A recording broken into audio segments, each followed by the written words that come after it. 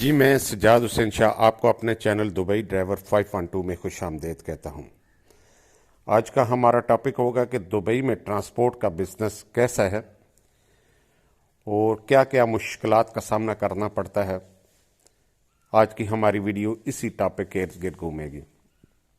ست بسم اللہ جی آئے نو جتنے ساڈے پاکستانی پنجابی ویر نو، اور ست سری اکال جتنے بھی ہمارے پنجاب کے متر سردار لوگ ہیں جو ہماری ویڈیو کو دیکھتے ہیں انہیں ایک دفعہ ست سری اکال، اور خوش آمدید ان تمام ناظرین کو جو دنیا بھر سے ہماری ویڈیو کو دیکھتے ہیں۔ ہم خاص طور پہ نیپال، بنگلہ دیش، سیریا، بحرین، پاکستان، یونائٹڈ عرب امارات، سعودیہ اور عمان جیسے ملک جہاں پہ ہماری ویڈیو دیکھی جاتی ہے، دل کی گہرائی سے ان لوگوں کا شکریہ۔ آپ کا فیڈ بیک، آپ کا تعاون، آپ کا رسپانس ہی ہمارے لیے سب سے بڑا انعام ہے۔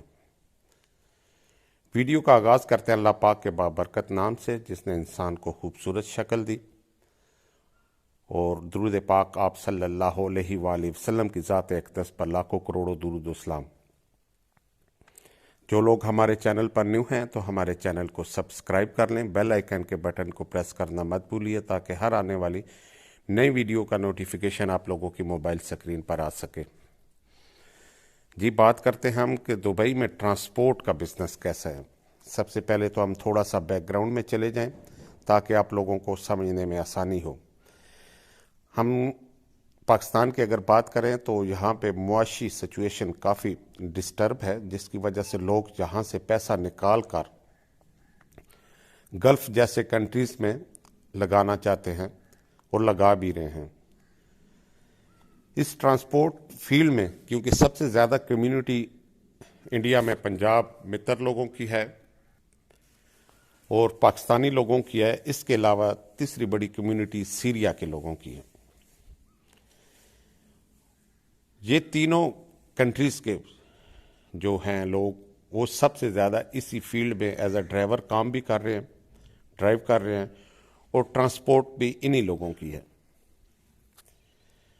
اس میں کوئی شک نہیں ہے، کوئی بھی کاروبار جب ہم کرنا چاہتے ہیں تو ہمیں دور سے وہ بہت اچھا لگتا ہے، لیکن جیسے ہی آپ اس کے اندر انٹری کرتے ہیں تب آپ کو علم ہوتا ہے کہ اس میں کافی مشکلات کا سامنا بھی کرنا پڑتا ہے، اور جب تک آپ کسی بھی کاروبار کے بارے میں آپ کا نالج نہیں ہوگا آپ اس سے اتنی جلدی کامیاب نہیں ہو سکتے۔ کامیابی کے لیے آپ کو اس فیلڈ کا ایکسپیرینس کا ہونا بڑا ضروری ہے، اور یہی بات ہم دبئی، یونائٹڈ عرب امارات پہ بھی فکس آتی ہے۔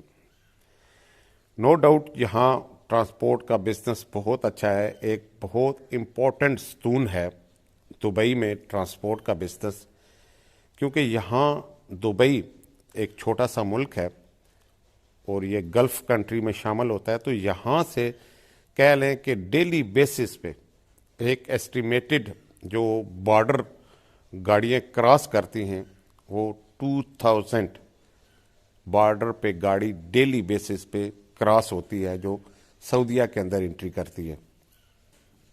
پھر سعودیہ سے آگے میٹیریل قطر، بحرین، کویت، عمان، مسقط اور سعودی عرب کے اندر پھر ایون کہ جارڈن تک میٹیریل یہاں سے جاتا رہتا ہے، سیریا تک۔ تو بزنس بہت اچھا ہے، بہت زیادہ سکوپ ہے اس میں، یہاں سے آپ اچھا پیسہ ارن کر سکتے ہیں۔ اور دوسری بڑی بات یہ ہے کہ اس کے لیے کوئی کوالیفیکیشن کا آپ کا بہت زیادہ ہونا ضروری نہیں ہے، آپ کے پاس صرف نالج کا ہونا ضروری ہے۔ اگر آپ کے پاس نالج ہے، آپ اپنی ٹرانسپورٹ کمپنی اوپن کرتے ہیں اور اس میں گاڑیاں لے لیتے ہیں، تو یہاں پہ زیادہ تر ڈرائیور آپ کو انڈین پاکستانی مل جائیں گے جو ہندی سپیکر ہیں، اردو سپیکر ہیں، پنجابی سپیکر ہیں، جہاں پہ پھر آپ کو ان کے ساتھ کمیونیکیشن کرنا بھی آسان ہو جائے گا۔